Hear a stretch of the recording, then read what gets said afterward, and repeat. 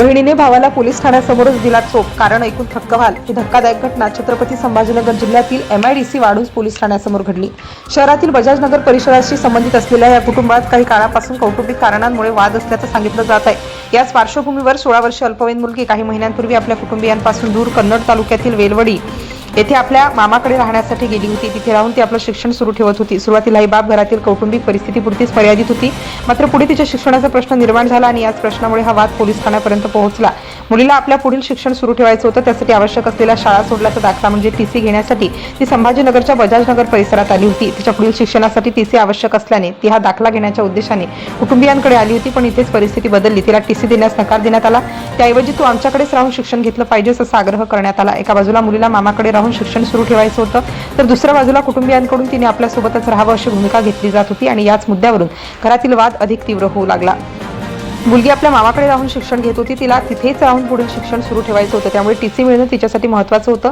मात्र TC देण्याच्या मुद्द्यावरून मतभेद निर्माण झाले. हा केवळ कागदपत्रांचा प्रश्न राहिला नाही, तर मुलगी कुठे राहणार आणि तिचं शिक्षण कसं सुरू राहणार हा कौटुंबिक वादाचा मुद्दा बनला. मुलगी तिच्या मामा आणि कुटुंबीय यांच्यात वाद सुरू होतात. शब्दांचा खेळ सुरू झाला. वाद इतका वाढला की अखेर प्रकरण पोलीस ठाण्यापर्यंत येऊन जाण्याची वेळ आली. यानंतर प्रकरण थेट MIDC वाळूंज पोलीस ठाण्यात पोहोचलं. दोन्ही बाजूला आपापली भूमिका मांडण्यासाठी पोलीस ठाण्यात आल्या होत्या. एखादा कौटुंबिक वाद पोलिसांच्या मध्यस्थीने शांत होईल अशी अपेक्षा असते, पण इथं परिस्थिती वेगळी होती. पोलीस ठाण्यात आल्यानंतरही दोन्ही बाजूंमधील तणाव कमी झाला नाही. उलट बाहेर आल्यानंतर पुन्हा एकदा शाब्दिक वाद सुरू झाला. एकमेकांवर आरोप प्रत्यारोप सुरू झाले आणि काही वेळातच या वादाचं रूपांतर हाणामारीत झालं. आता विचार करा, ज्या ठिकाणी लोक आपापले वाद मिटवण्यासाठी पोलिसांकडे येतात, त्याच पोलीस ठाण्याच्या समोर जर दोन बाजू एकमेकांवर धावून गेला तर तिथे काय परिस्थिती निर्माण झाली असेल. MIDC वाळूंज पोलीस ठाण्याच्या बाहेरच हा प्रकार सुरू झाला. सुरुवातीला शाब्दिक चढाओढ झाली आणि त्यानंतर वातावरण अधिकच तापलं. रागाच्या भरात दोन्ही बाजूंमध्ये मारामारी सुरू झाली. काही क्षणात पोलीस ठाण्यासमोरच्या नागरिकांनी पाहण्यासाठी गर्दी केली. नेमकं काय सुरू आहे हे पाहण्यासाठी लोक थांबले आणि याच गर्दीमुळे कुटुंबातील वादाने अक्षरशः राड्याचं रूप घेतलं. या सगळ्यात सर्वात जास्त लक्ष वेधून घेणारी गोष्ट म्हणजे या मारामारीमध्ये नेमकं कारण काय होतं हा प्रश्न. बाहेरून पाहणाऱ्या व्यक्तीला ही घटना एखाद्या साध्या भांडणासारखी वाटू शकते, पण या सगळ्यांची सुरुवात एका अल्पवयीन मुलीच्या शिक्षणाच्या प्रश्नातून झाली होती.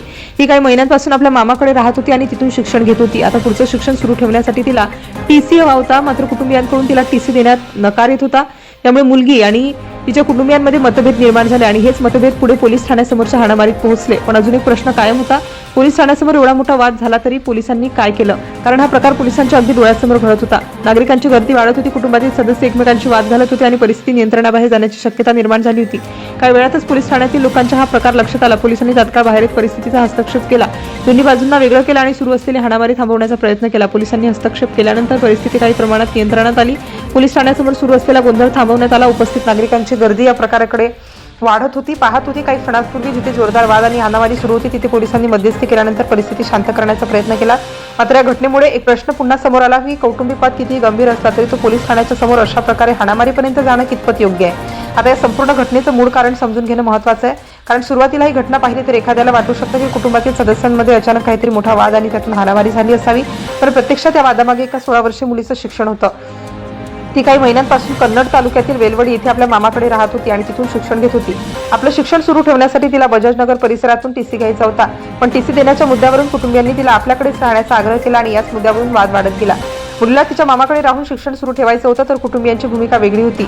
या मतभेदामुळे मुलगी, तिचा मामा आणि कुटुंबीय यांच्यात वाद निर्माण झाला. वाद मिटवण्यासाठी प्रकरण पोलीस ठाण्यात आलं, पण तिथेही तणाव कमी झाला नाही. उलट पोलीस ठाण्याच्या बाहेर पुन्हा शाब्दिक वाद सुरू झाला.